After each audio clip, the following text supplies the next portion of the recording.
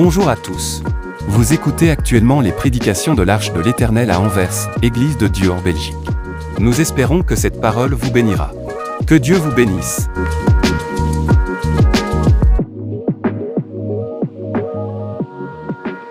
Gloire à notre Dieu. Que notre Dieu soit béni et que notre Dieu nous bénisse. Amen.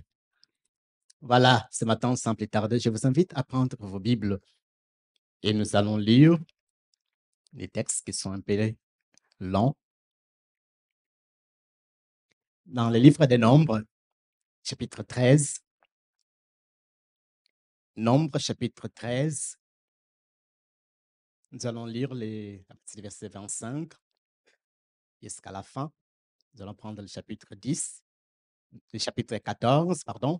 Nous allons lire le verset 1er jusqu'au verset 10 et nous allons sauter. Nous allons aller au verset 20 jusqu'au verset 25. Amen. On a compris ce qu'on va lire.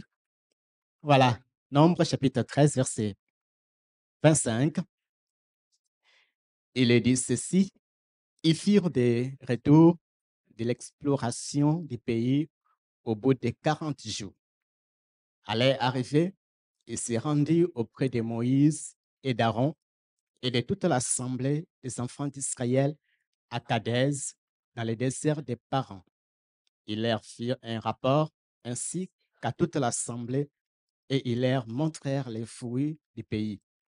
Voici ce qu'ils racontèrent à Moïse: nous sommes allés dans le pays où tu nous as envoyés. À la vérité, c'est un pays où coule le lait et le miel, et en voici les fruits.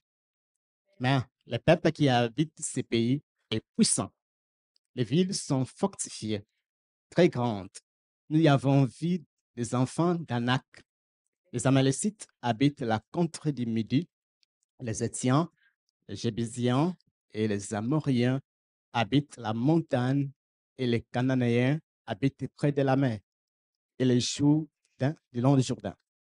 Caleb fit taire le peuple qui murmurait contre Moïse. Il dit: montons, emparons-nous du pays, nous y serons vainqueurs. Mais les hommes qui étaient allés avec dur, nous ne pouvons pas monter contre ce peuple, car il est plus fort que nous. Et ils décrièrent devant les enfants d'Israël les pays qu'ils avaient explorés. Ils dirent: le pays que nous avons parcouru pour explorer est un pays qui dévore ses habitants. Tous ceux que nous avons eu sont des hommes d'une haute taille, et nous y avons vu les géants, enfants d'Anak, de la race des géants. Nous étions à nos yeux et aux leurs comme des sauterelles. Chapitre 14. Toute l'assemblée éleva la voix et poussa des cris, et le peuple pleura pendant la nuit. Tous les enfants d'Israël murmuraient contre Moïse et Aaron, et toute l'assemblée leur dit: que ne sommes-nous morts dans les pays d'Égypte, ou que ne sommes-nous morts dans ce désert?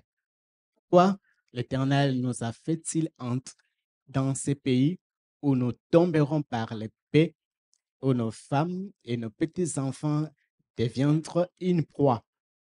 Ne faut-il pas mieux pour nous retourner en Égypte? Ils se dirent l'un à l'autre: nommons un chef et retournons en Égypte. Moïse et Aaron tombèrent sur leur visage en présence de toute l'assemblée réunie des enfants d'Israël. Et parmi ceux qui avaient exploré le pays, Josué, fils de Nun, et Caleb, fils de Jéphiné, déchirèrent leurs vêtements et parlèrent ainsi à toute l'assemblée des enfants d'Israël: le pays que nous avons parcouru pour explorer est un pays très bon, excellent. Si l'Éternel nous est favorable, il nous mènera dans ces pays et nous les donnera. C'est un pays où coule le lait et le miel.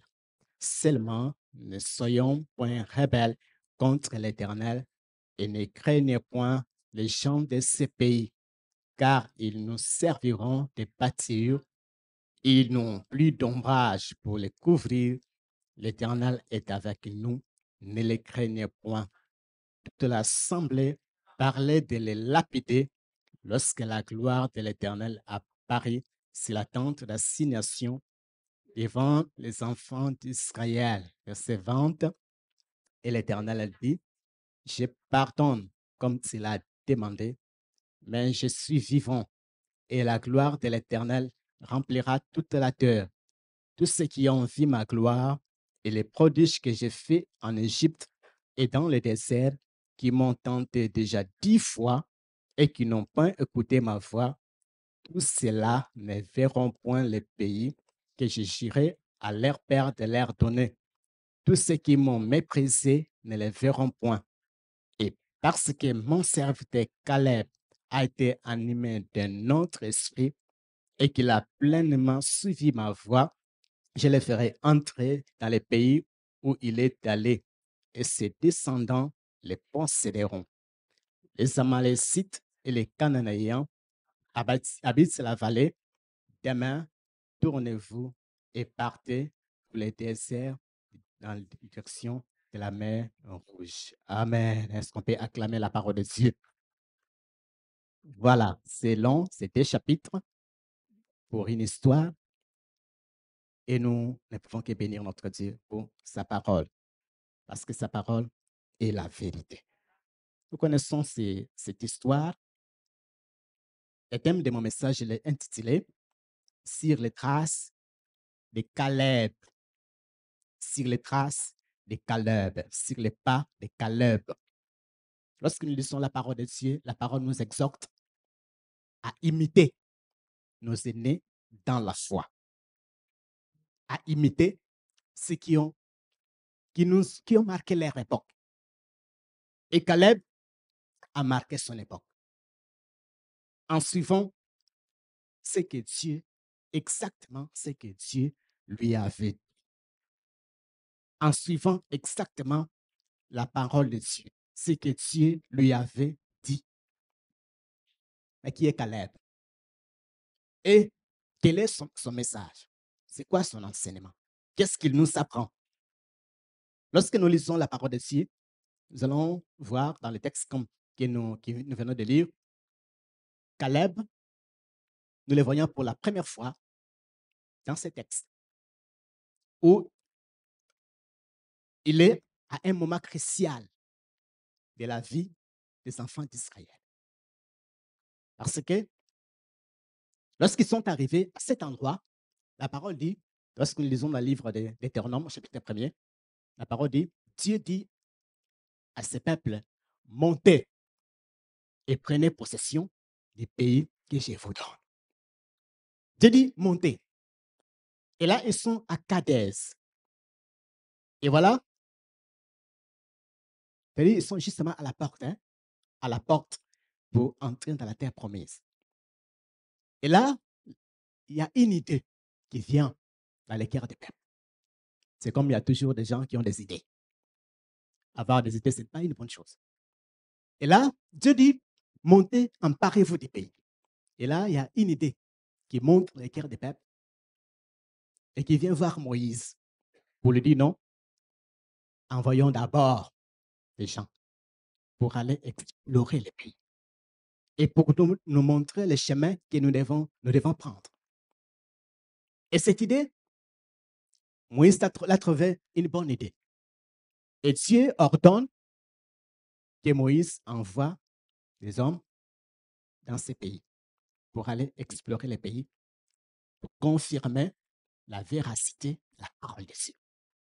Que ce que Dieu avait dit est vrai. Mais pourquoi?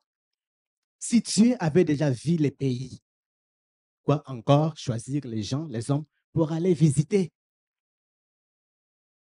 C'est parce que ces gens n'avaient pas confiance en Dieu. Et nous les voyons dans ces 2 chapitres. Ils n'avaient pas confiance dans ce que Dieu avait vu. Ils voulaient que les gens, les hommes voient. Ils voulaient les témoignages des hommes. Que les hommes leur témoignent. Non, ce que nous avons entendu est vrai. Et c'est là que Dieu dit, à Moïse de choisir 12 personnes. Une personne dans chaque tribu. Et c'est là que Caleb est choisi. Et ces 12 personnes vont se rendre dans le pays de Canaan pour explorer le pays, afin que lorsqu'ils vont revenir, qu'ils confirment que non, c'est que Dieu avait dit. C'est-à-dire encourager les peuples pour qu'ils puissent y aller, pour qu'ils puissent entrer. Certifier que ce que Dieu a dit est vrai, que Dieu ne nous a pas menti, que ce que Dieu a dit, c'est la vérité. Encourager ces peuples, fortifier ces peuples, donner du courage à ces peuples. Mais la parole nous dit, lorsqu'ils sont allés, ils ont parcouru le pays pendant 40 jours. Et lorsqu'ils sont revenus, et là, nous lisons les rapports qu'ils avaient faits. Caleb, comme nous l'avons dit, c'est là que nous trouvons Caleb. Donc, premièrement, nous le trouvons à Kadès. Deuxièmement, nous le trouvons dans le désert. Et troisièmement, nous le trouvons dans Canaan. Et ça fait les 3 étapes de sa vie qui va lui permettre qu'il puisse vivre pleinement ce que Dieu lui avait prévu. Comme je l'ai dit, c'est les traces de Caleb. Caleb est cet homme qui a vécu ou qui a vu pleinement ce que Dieu avait promis. Dieu lui a promis, il va les conduire dans les pays de Canaan, lui et ses descendants, et Dieu l'a conduit. Et Dieu a confirmé ce qu'il avait dit. Et dans sa vie, nous voyons, pour qu'il arrive à cet endroit, pour que la parole de Dieu puisse s'accomplir dans sa vie, il va passer dans ces 3 étapes. Il est à Kadès, il est dans le désert, ensuite nous le trouvons dans Canaan. Et nous également, comme lui, nous avons reçu des promesses de la part de Dieu. Dieu nous a fait des promesses. Dieu nous a donné sa parole. Et au travers de la vie de Caleb, sa vie de Caleb, Caleb nous montre ce qu'il faut faire. Notre part à nous, ce que nous devons faire pour que la parole de Dieu puisse s'accomplir pleinement à nous. Pour que ce que Dieu a promis nous soit totalement accordé. Caleb est à Kadès. On l'envoie, il vient, et les 10, qu'est-ce qu'ils font? Ils font un rapport. Et dans leur rapport, des parties. Il y a 2 parties dans leur rapport. Première partie, ils confirment réellement que ce que Dieu avait dit était vrai. Parce qu'il vient avec les preuves. Ils ont les fruits du pays. Ils ont la preuve que non, ce que Dieu avait dit est vrai.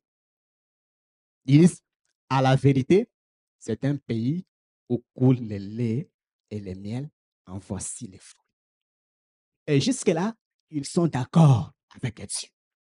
Ils sont d'accord que ce que Dieu avait dit est vrai. Mais dans la deuxième partie, là, c'est là où le problème va commencer. Pourquoi? Parce que dans leur parcours, qu'est-ce qu'ils ont vu? Ils ont vu des géants. Ils ont vu des villes fortifiées. Ils ont vu des géants, pas simplement des géants, mais des gens qui sont forts.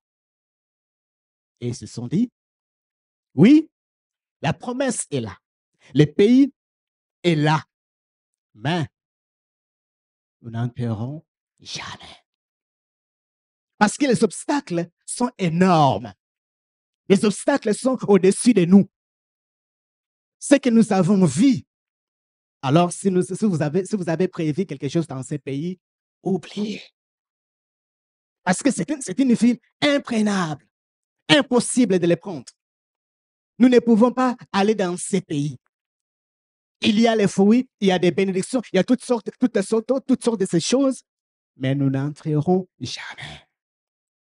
Parce qu'il y a des obstacles. C'est comme nous pouvons rencontrer dans nos vies des obstacles. des obstacles qui nous dépassent, insurmontables. On se retrouve devant une impasse où on se dit non, ça, ce n'est pas possible. Ça, pour ma vie, pour que je puisse obtenir ça pour ma vie, ce n'est pas possible. La parole nous dit qu'il te soit fait selon ta foi. Et nous devons, étant qu'enfants de Dieu, nous devons faire attention à ce qui sort de nos bouches, à ce que nous disons, à ce que nous croyons.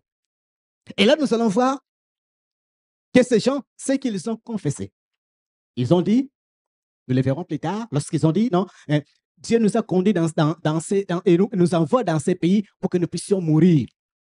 Et pourquoi nous n'avons pas mouru en Égypte ou dans ces déserts? Et Dieu va leur accorder exactement ce qu'ils avaient dit. Dieu va leur accorder, comme ils avaient demandé la mort dans les déserts, ils sont morts dans les déserts. C'est pourquoi, étant qu'enfants de Dieu, il faut faire attention à ce que nous disons, à ce que nous prophétisons, à ce qui sort de nos bouches, parce que nos paroles craignent. Toute chose a été créée par la parole. Tout ce que nous voyons a été créé par la parole. Et nous devons faire très attention à ce que nous disons, à ce que nous disons à nos enfants, à ce que nous confessons pour notre futur, pour notre avenir. Confessons des bonnes choses. Confessons la parole de Dieu. Confessons ce que Dieu dit. Confessons ce que Dieu est. Confessons ce que Dieu peut faire. Et Caleb, comme je l'ai dit, nous le trouvons premièrement à Kadès. Et là, qu'est-ce que Kadès nous enseigne? Kadès nous enseigne que là, Caleb avance alors que les autres reculent. À Kadès, Caleb avance pendant que les autres reculent. Ils reculent parce qu'il y a des difficultés devant eux. Caleb, il dit, montons, emparons-nous du pays. Il dit, nous y serons vainqueurs. Il dit, montons, emparons-nous du pays. Lui, il avance alors que pendant que les autres reculent. Devant une impasse, devant un problème, devant une difficulté, ne jamais reculer. Et tant que tu es enfant de Dieu, jamais reculer. Parce que tu n'es pas seul. Dieu est avec toi dans cette affaire. Et c'est ce que Caleb nous montre. Lorsqu'il dit montons et emparons-nous des pays, il ne pense pas à sa force à lui. Il ne compte pas sur lui pour remporter la victoire, mais il compte sur l'aide de Dieu. Il compte sur la parole de Dieu, sur la fidélité de Dieu. Dieu a donné la promesse. Puisque c'est Dieu qui a donné la promesse, alors nous y arriverons. Puisque c'est Dieu qui a parlé, nous allons y arriver. Il dit, montons, emparons-nous des pays. Il dit exactement ce que Dieu avait dit dans Deutéronome. Dieu avait dit, montez, prenez possession des pays. Et lui, il s'aligne à la parole de Dieu. Il y a des obstacles, il voit les obstacles, mais il voit un Dieu capable de tout. Il voit un Dieu puissant. C'est Dieu qui marche avec eux. C'est Dieu qui est avec eux. Et il croit à ce que ce Dieu leur avait promis. Bien-aimés, nous avons un Dieu puissant. Nous avons un Dieu glorieux. Nous avons un Dieu capable de toutes choses. Nous avons un Dieu qui peut faire au-delà de ce que l'homme peut imaginer. Et lorsque nous voyons, même dans ces discours, nous allons voir que dans les discours des 10, dans les rapports, ils ne mentionnent même pas Dieu. Tout ce qu'ils voient, quoi? Tout ce qu'ils mentionnent, c'est quoi? Les géants, les villes fortifiées, les gens qui sont forts. Et lorsqu'ils regardent à leurs ressources à eux, à leurs ressources personnelles, ils regardent à leur taille, ils regardent à ce qu'ils possèdent. Ils disent non, avec ces gens, laissons tomber. Ça ne marchera jamais. Lorsque si nous voulons entrer dans notre Canaan, obtenir ce que Dieu nous a promis, jamais ne regardons jamais à nos ressources à nous. Parce que nos ressources à nous sont très faibles. Mais regardons à Dieu. Regardons à sa parole. Regardons à ce que Dieu a promis. Et c'est ce que nous voyons à Kadès. Dieu a promis et Caleb s'empare de ce que Dieu a promis et il avance. Il y a des obstacles,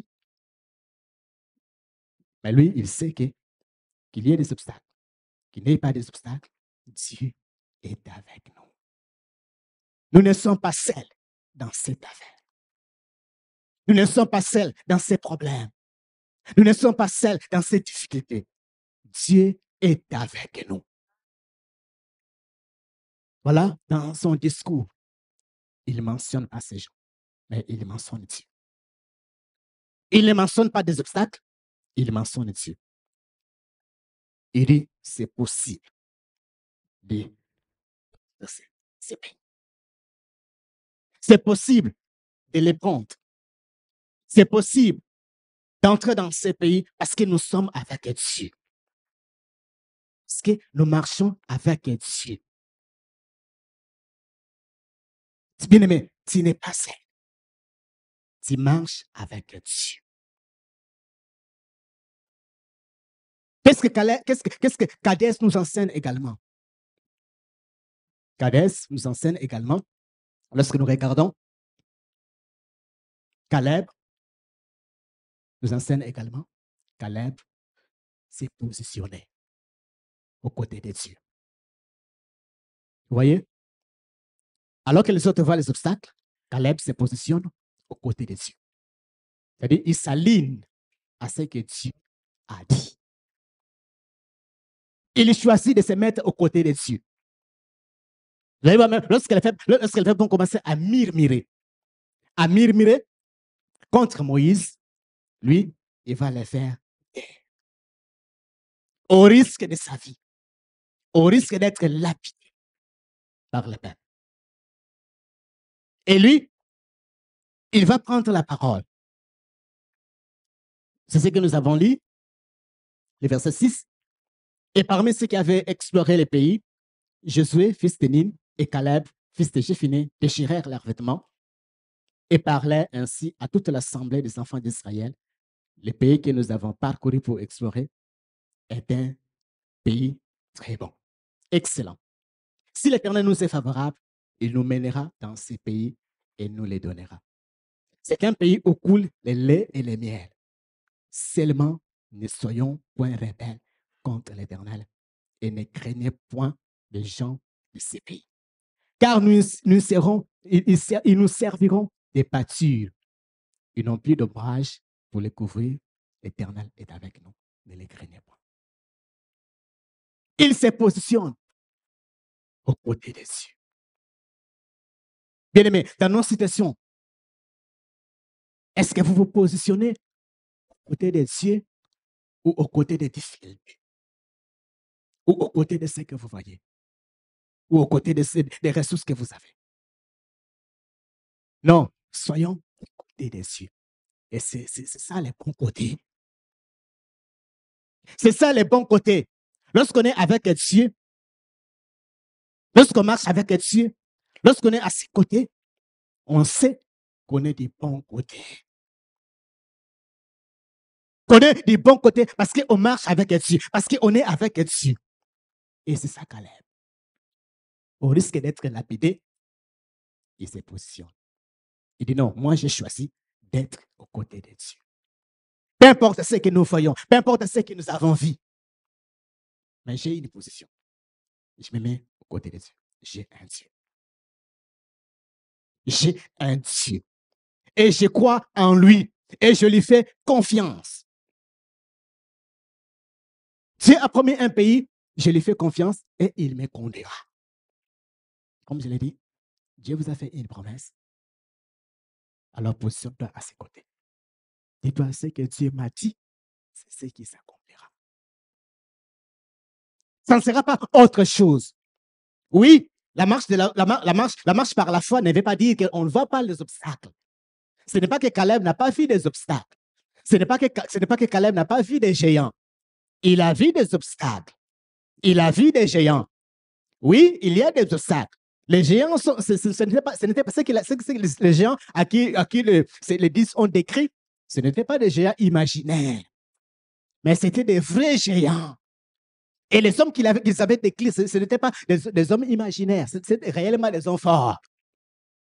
Mais ce qui fait la différence entre les deux, entre les 10 et les 2, c'est qu'ils voyaient les géants et ils voyaient les difficultés.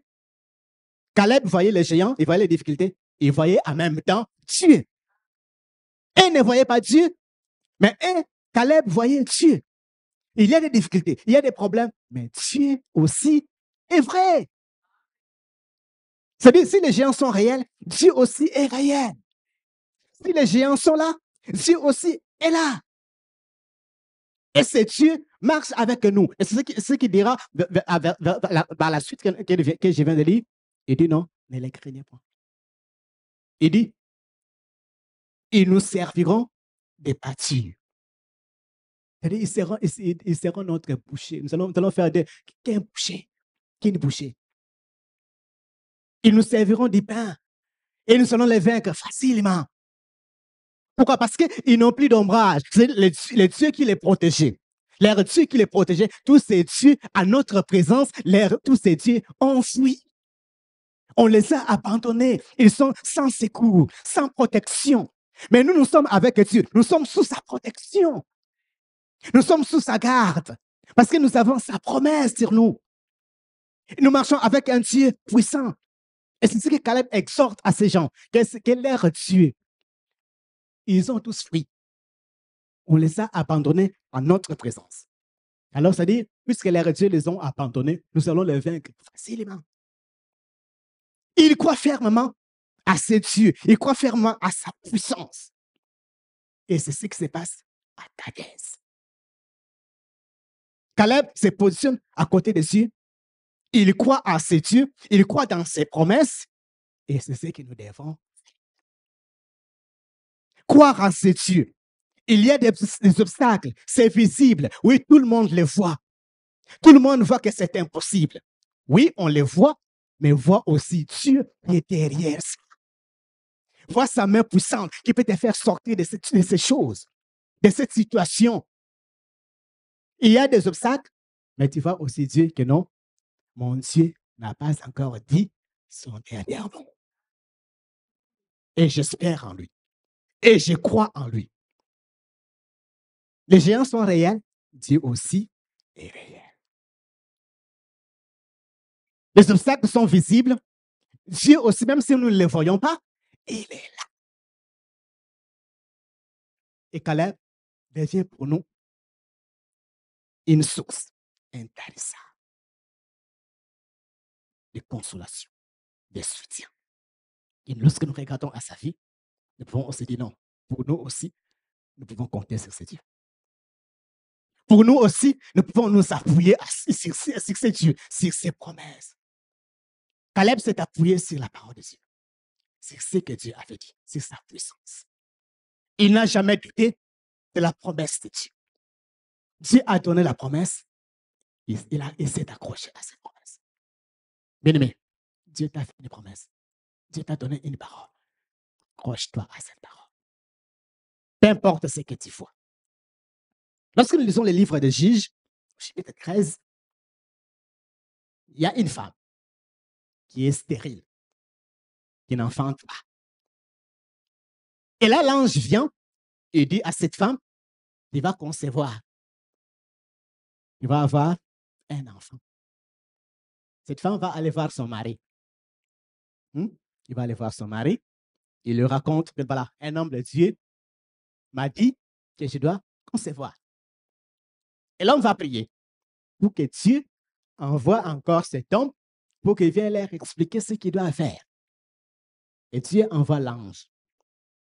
L'ange vient, voilà, il parle avec, il trouve encore la femme va aller voir son mari, il lui dit non, voilà, cet homme est revenu.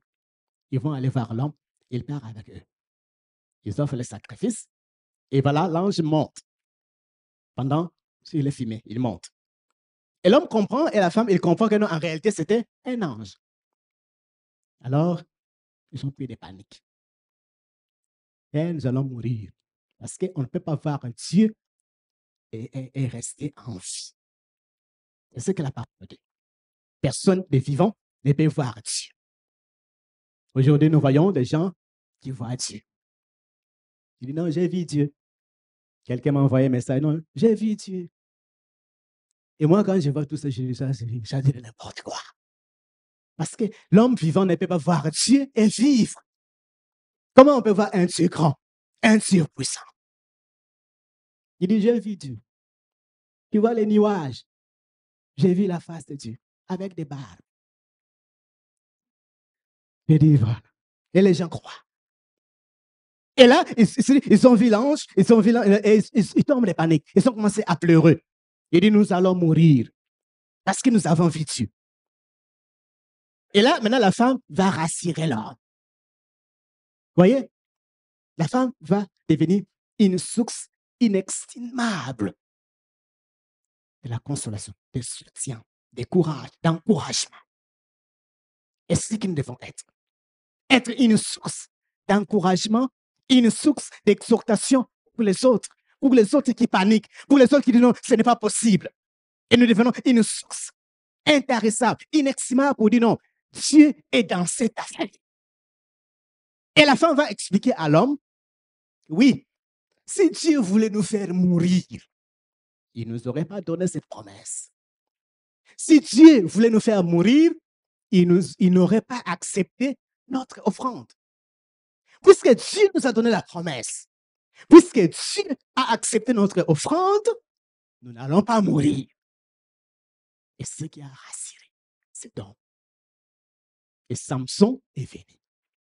Ils ne sont pas morts. Pourquoi? Parce qu'il y avait une femme. Il a pris la parole de Dieu au sérieux. Dieu a parlé et il a pris cette parole, il a fait sa parole à lui. Il a pris la parole de Dieu au sérieux. Et c'est pas qui nous font défaut, c'est que nous ne prenons pas la parole de Dieu au sérieux. Parce que Dieu donne une promesse. Nous les prenons comme ça. Mais lorsque nous prenons cette promesse, nous la saisissons dans notre cœur, nous la valons, nous la tournons. Que non, c'est que Dieu a dit qu'il y ait des obstacles, qu'il y ait des problèmes. Dieu m'a dit que nous irons dans Canaan, j'irai dans Canaan. Dieu a promis quelque chose, personne ne peut annuler ce que Dieu a dit. Personne ne peut s'opposer à ce que Dieu a dit. Dieu a promis Canaan, qu'il y ait des géants, qu'il n'y ait pas de géants. Dieu a parlé, parce que la parole de Dieu est plus forte que les géants. La parole de Dieu est plus puissante que ce que nous voyons. La parole de Dieu est plus puissante que nos difficultés, que nos problèmes, que ce que nous voyons. Et ce qui se passe à Kadès. Caleb accepte, croit à la parole, croit à la promesse. Et il encourage les autres. Il exhorte les autres. Il se positionne pour Dieu. Ce qui se passe à Kadès.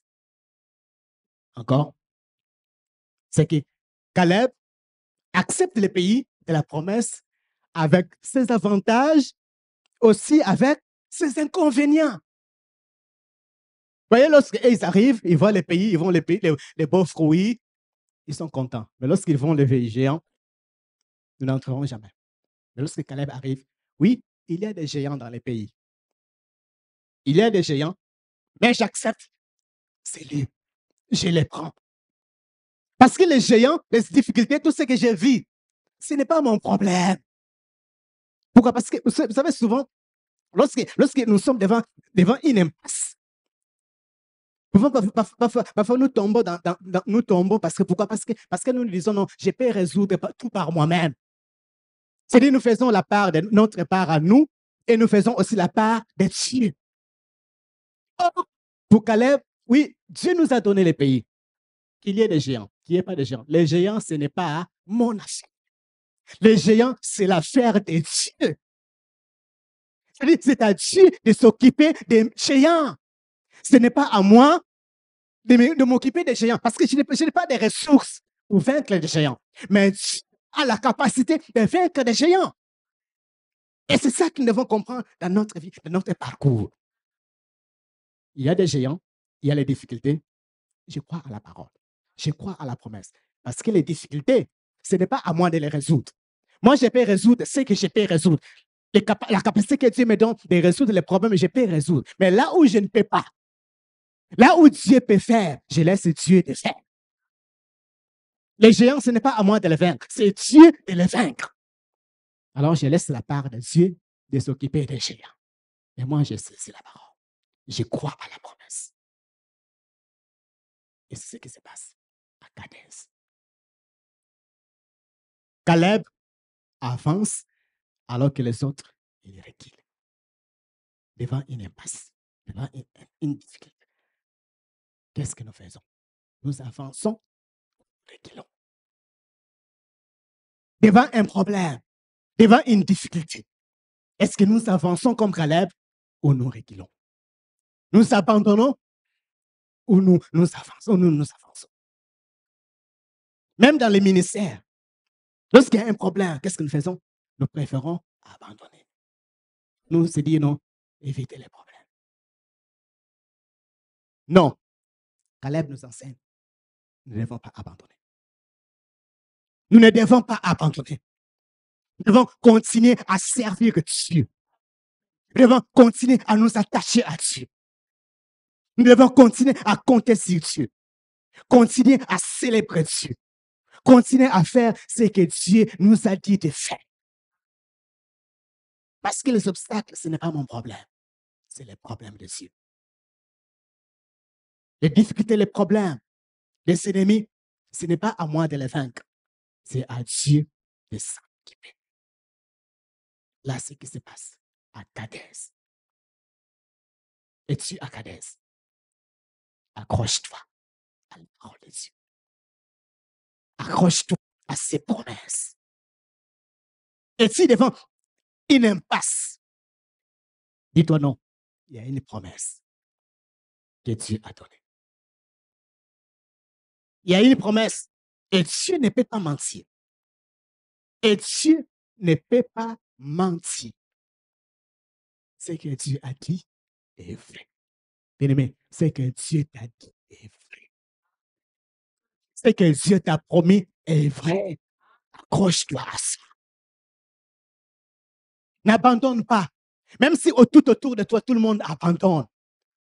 Même si tout autour de toi, tout le monde se positionne aux côtés de la majorité. Aux côtés de la démocratie. Dis-toi non. Vous voyez, 12 personnes vont partir pour explorer le pays et 2 personnes vont se mettre justement avec Moïse. Et tout le peuple entre dans l'incrédulité. Tous les peuples sont dans l'incrédulité. À cause des discours de 10 personnes qui sont incrédules, voilà, ils entraînent un peuple, toute une génération. Et à cause de leur incrédulité, Dieu va prendre une décision. Comme je l'ai dit, avant de revenir là-dessus, accrochons-nous à Dieu. N'abandonnons. C'est difficile. Oui, c'est vrai. Mais tu n'es pas seul. Dieu est là. Ce problème est imprenable. On ne peut pas les résoudre par des hommes, par des médecins, par des hommes politiques. Mais Dieu est là. Il y a Dieu qui peut résoudre tout. Il y a Dieu qui a la clé de toutes choses. Qui peut faire tout. Deuxièmement, nous trouvons Caleb où? Dans le désert. Comme je l'ai dit, les peuples vont tomber dans l'incrédulité et Dieu va prendre une décision. Il dit, tous ceux qui ont vu ma gloire, tous ceux qui m'ont méprisé, déjà 10 fois. Et à chaque fois, vous voyez, Dieu pardonne. Il maîtrise Dieu. Il méprise Dieu. Et voilà, Dieu prend une décision. Il dit, voilà, tous ceux-là ne vont pas rentrer. Excepté Caleb et Josué. Et voilà, Dieu prend une décision Il dit, il détournait dans les déserts, de retourner dans les déserts. Et Caleb va partir dans les déserts à cause des fautes des autres personnes. Ce n'est pas de sa faute. Lui, physiquement, spirituellement, il était prêt à y rentrer. Il était prêt d'entrer dans le pays. Et là, à cause des fautes des autres, à cause de l'incrédulité des autres personnes, il va se retrouver dans le désert. Et là, je crois, à notre place, qu'est-ce que nous allons faire? Nous allons bouder, respecter. Mais non, ce n'est pas juste.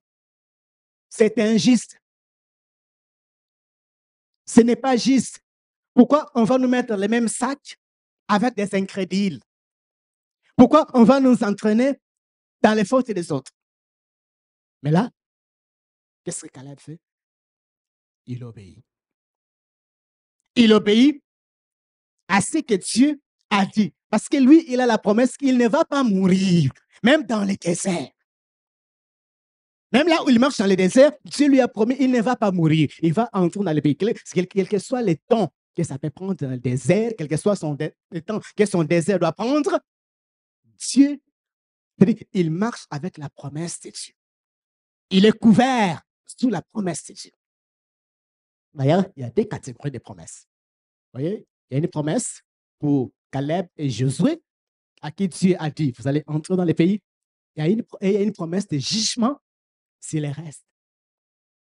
Et Dieu va attendre, voyez, Dieu va attendre que toute cette génération puisse mourir pendant 40 ans. Et Caleb est en train de tourner en rond. Comme je l'ai dit, on pourrait dire non, c'est des gâchis, c'est du temps perdu. Respectez, bouder, comme nous le faisons. Surtout nous qui ont des syndicats. Dis non, ce n'est pas juste. Manifestation. On va manifester. C'est la démocratie. Ce n'est pas juste. Et on boude à tout. Dis non, ce n'est pas juste. Ce n'est pas juste. C'est injuste. D'ailleurs, ce n'est pas ma faute. Je connais mes droits. Vous savez, les problèmes là de connaître, je connais mes droits. Ça cause même des problèmes même dans les couples. Pourquoi? Parce qu'on connaît ses droits. Nous connaissons nos droits. Je connais mes droits. Si tu blagues avec moi, je connais mes droits. J'appelle la police. C'est ça nos droits. Mais jamais nos devoirs. Jamais. Mais c'est quoi mes devoirs? Qu'est-ce que tu dois faire? Ce que moi je dois faire, c'est quoi mon devoir? C'est-à-dire, ce qui est le plus important, ce n'est pas mes droits, mais c'est mes devoirs. Ce que moi je peux faire, ce que moi je peux apporter. Mais puisque nous nous accrochons toujours derrière, je connais mes droits, je connais mes droits, je connais, et nous tombons dans les pièges. Arrêtons ces choses. Vivons en paix. Vivons en paix avec nos enfants. Vivons en paix avec nos maris. Vivons en paix avec nos femmes. Vivons en paix dans nos foyers. Pas juste non. Si tu blagues avec moi, je connais mes droits. Si tu blagues avec moi, oui, on sait que tu connais tes droits. Mais est-ce que tes devoirs, as-tu fait tes devoirs? Est-ce que tes devoirs, tu les fais aussi? Vous dites non, ça c'est mon devoir. Ça, j'ai un devoir, je dois faire. Lorsqu'un enfant vient à l'école avec ses devoirs, il est obligé de faire ses devoirs. C'est comme pour chacun de nous. Dieu nous a donné dans les foyers, dans nos familles, dans l'église, aussi des devoirs. Et c'est ça que nous devons nous accrocher. Est-ce que j'ai fait mes devoirs? Là, Caleb, il est dans le désert, avec tous ses droits. Il est spirituellement préparé, physiquement préparé, mais à cause des autres, il tourne en rond. Et là, qu'est-ce qui se passe? Caleb persévère, alors que les autres tombent. Il persévère. Je l'ai dit, à Kadès, Caleb avance alors que les autres reculent. Et là, dans le désert, il persévère alors que les autres tombent. Les autres sont dans les délires. Lui, il persévère. Lui, il s'accroche parce qu'il a la parole, parce qu'il a la promesse de Dieu. Lui, il obéit. Lui, il suit la marche. Parce qu'il marche avec Dieu. Mais quel que soit tes déserts, quel que soit ce que tu vis actuellement, si tu es dans le désert, n'oublie pas, tu as la promesse. Tu es le fils de la promesse. Tu es la fille de la promesse. Tu ne mourras pas dans le désert.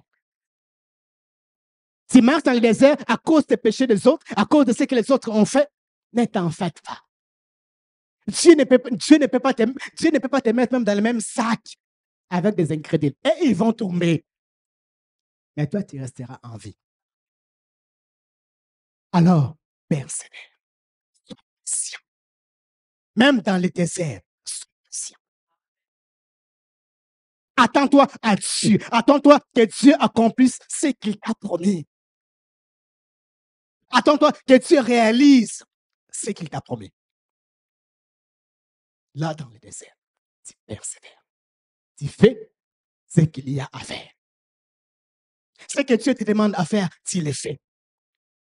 Ce que Dieu te demande à faire, même si ça tarde. D'ailleurs, la parole dit, si la prophétie tarde, attends-la.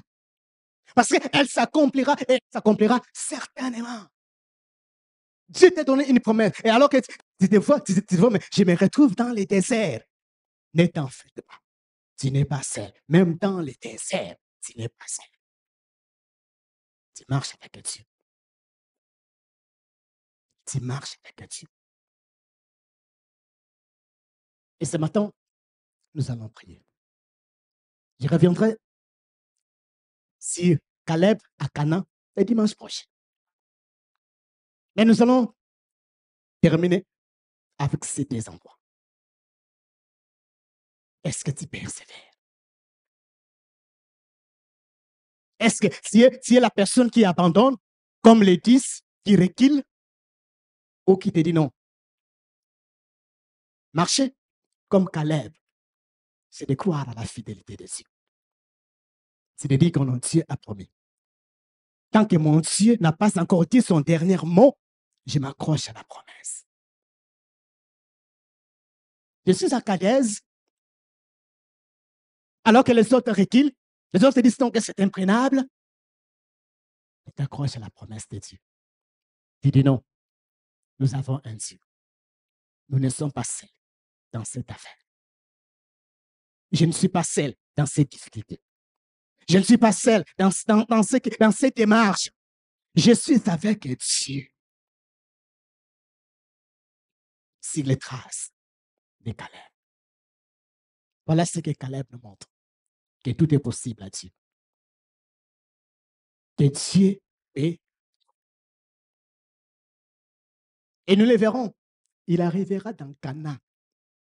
Et là encore, même dans Canaan, il n'est pas encore satisfait.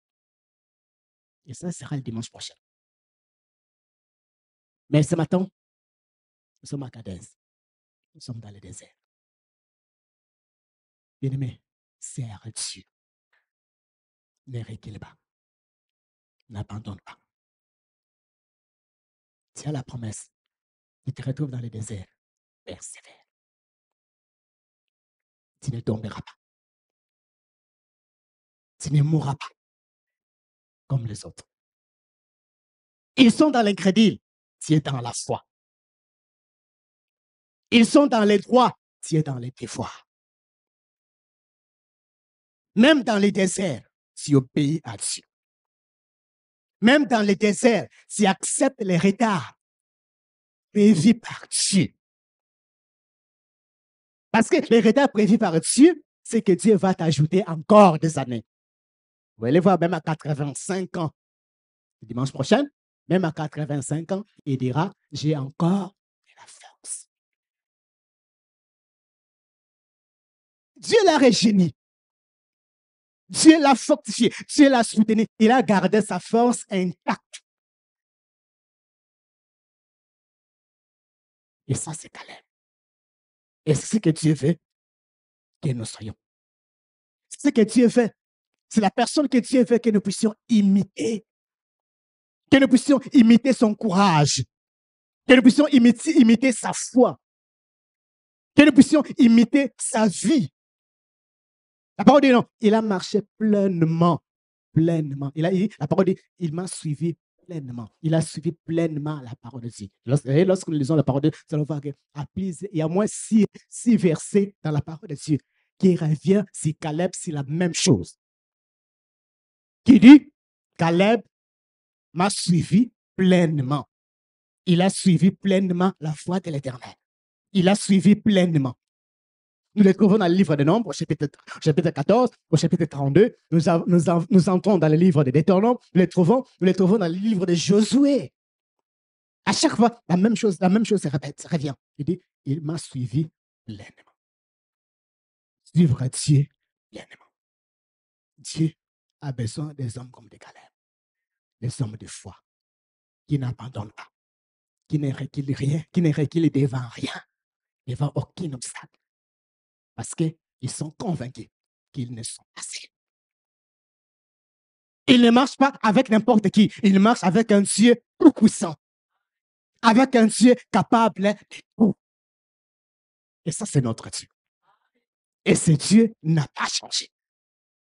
Et c'est le même Dieu que nous servons. C'est le même Dieu que Caleb s'est attaché.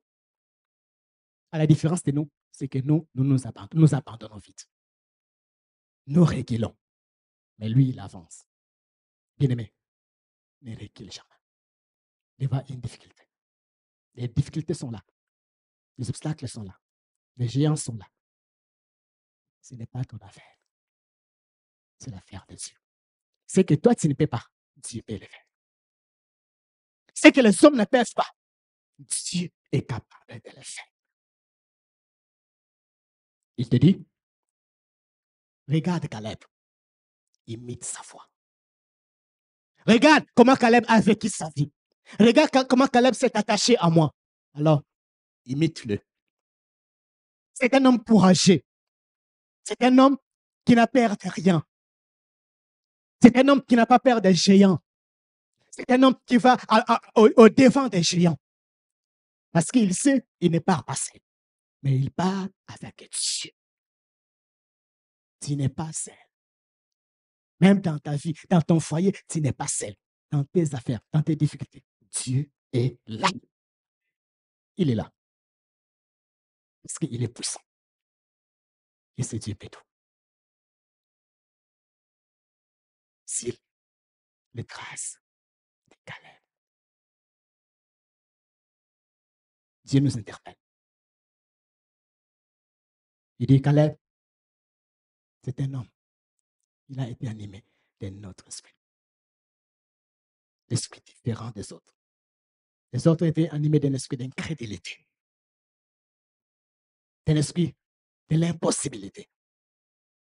Il voit tout en noir.